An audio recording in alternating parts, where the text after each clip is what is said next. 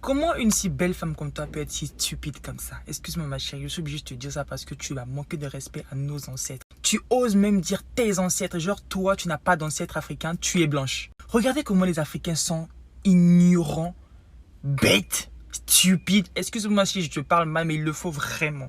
Déjà laisse-moi te dire que nos ancêtres ont subi parce qu'ils avaient des bonnes bases.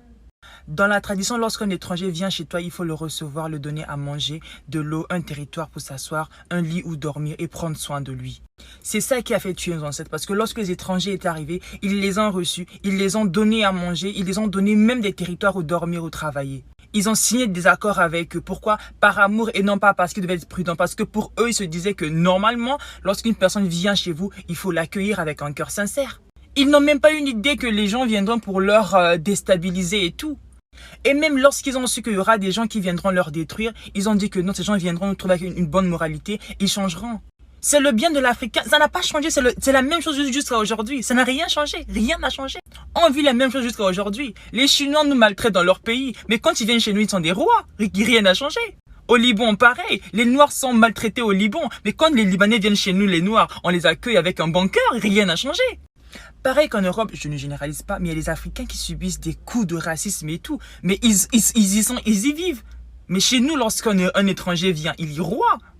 Tout étranger qui met pied en Afrique est roi, il fait ce qu'il veut. Ils ont des entreprises, ils ont des maisons, ils continuent à nous dompter. C'est pas parce que nous avons des mauvaises bases, non, c'est parce que nous avons un cœur, on sait aimer, on sait accueillir, on sait vivre avec des gens.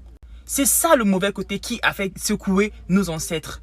Mais laisse-moi te dire aujourd'hui que les ancêtres que tu es en train de renier avec ton langage, lorsque tu dis tes ancêtres, genre tu te mets à l'écart parce que tes ancêtres à toi sont blancs ou je sais marrons ou comment, ce sont eux qui se sont battus pour notre liberté aujourd'hui.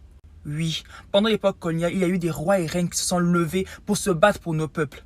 Ils ont donné leur vie pour nous. Si toi et moi aujourd'hui nous ne sommes plus esclaves, c'est parce qu'il y a eu des Africains noirs de nos terres qui se sont levés pour se battre pour notre cause. L'histoire le dit. Et c'est même pour ça que l'histoire de l'Afrique n'est pas enseignée aux écoles. Parce que le système colonial qui est toujours dans nos écoles ne veut pas qu'on puisse savoir notre histoire. Et c'est pour ça que moi, Teresa Boams, je viens sur les réseaux pour perdre mon temps, pour parler à mes frères, leur montrer l'histoire qui n'est pas enseignée à l'école. Et si ça, toi, tu appelles ça endormir les gens, je te conseillerais d'aller te faire soigner parce qu'il y a un problème dans ta tête. Tu es belle mais tu as une tête vide, ma chérie. Qu'est-ce qu'il y a? Mes paroles te dérangent ou tu n'es pas instruite? Je suis fière de parler de mes ancêtres parce que je connais mon histoire. Je ne passe pas mon temps à parler des ancêtres des autres, des David, des Salomon, des Ézéchiel. Je ne passe pas mon temps à parler d'eux. Moi, je parle de nos ancêtres, ok?